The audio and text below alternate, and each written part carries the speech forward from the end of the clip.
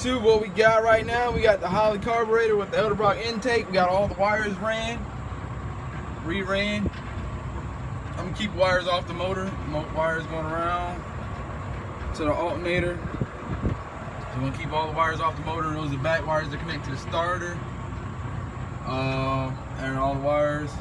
Gotta tape all that back up. Gotta cut these a little shorter to connect to that little fuse panel right there. And we're gonna paint the back black. We're gonna paint probably the whole thing black.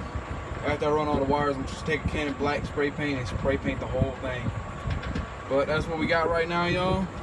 We ran a new gas line from the Holley all the way down to the fuel filter pump. Fire damage right there on the roof and then on the hood. All right, y'all. This is the update. Got the valve covers in, painted those. Got the Edelbrock intake. Got the wires hung, ran. No, none of my wires are going to be touching the motor at all.